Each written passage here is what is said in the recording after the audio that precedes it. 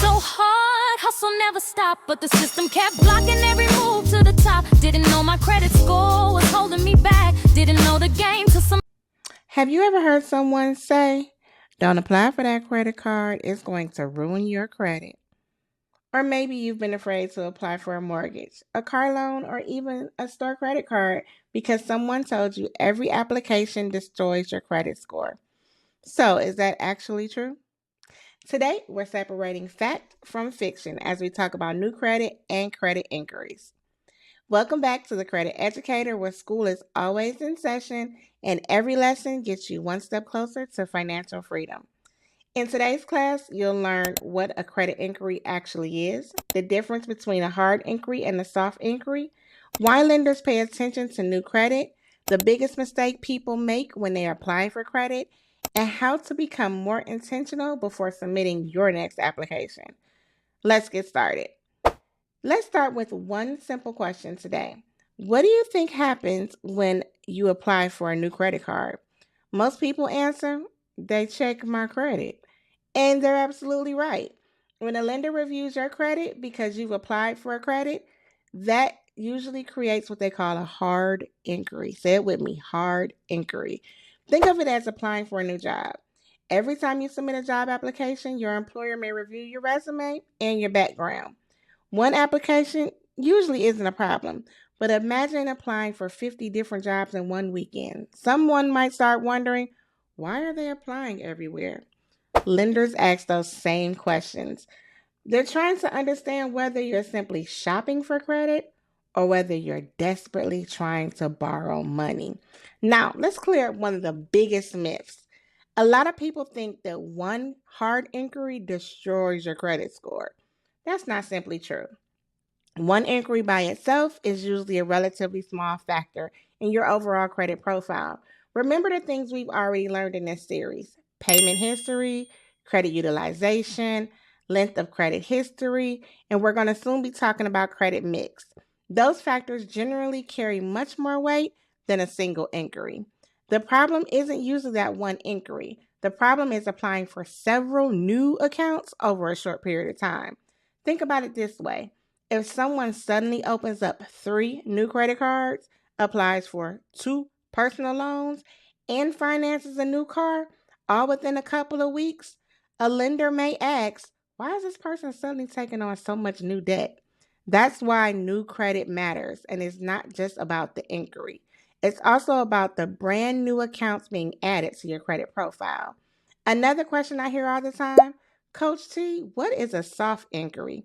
Great question. A soft inquiry generally happens when your credit is reviewed without you applying for new credit. For example, checking your own credit score, pre approval offers, some employment screenings, and some background checks. Here's the good news: checking your own score does not hurt your credit score. In fact, I encourage people to check their own credit score regularly. How can you improve something you never look at? Knowing where you stand helps you make better financial decisions. Now, let's talk about another mistake I see. People get excited when they receive those pre approved offers in the mail. Before they know it, they've applied for 4 or 5 different cards simply because they were pre approved. Remember this: a pre approval is not a guarantee of approval. And just because someone offers you credit doesn't necessarily mean you need to take it. Every application should have a purpose. Credit should always support your financial goals, not become the financial goal itself or a goal itself. I also want you to take time to think about the timing in which you're applying. Let's say you're getting ready to buy a house, finance a vehicle, apply for business funding. That may not be the best time to start opening several new accounts just because they have attractive rewards. Major financial decisions often require some planning. That's why preparation is important. One of the biggest things I teach is that credit should be intentional, not emotional. Don't apply because you're bored. Don't apply because someone on social media said everyone should have this certain card. Apply because it makes sense for your financial goals. Every credit profile is unique, and every application becomes part of your financial story.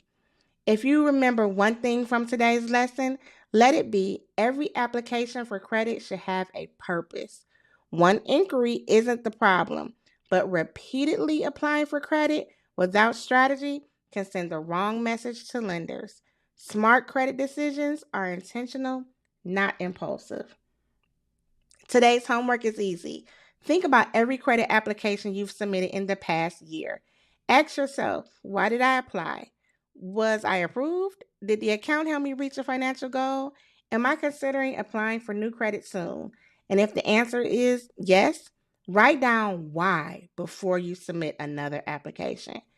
Getting into the habit of thinking before applying can save you from making unnecessary credit decisions. If you've been following this series, you've probably already realized something. Your credit score is not only one piece, it is only one piece of the puzzle. Understanding how lenders think is just as important as understanding the numbers. That's exactly why we focus on it in the Credit Educator community. We can help you understand your credit profile while the team works with you through your done-for-you credit restoration process. Whether your goal is home ownership, business funding, purchasing a vehicle, or simply gaining more financial confidence, we're here to help you build strategy that's designed specifically for you. If you're ready to stop guessing and start making informed credit decisions, click the link in the description to learn more. And if you've enjoyed today's lesson, be sure to subscribe because class isn't over yet.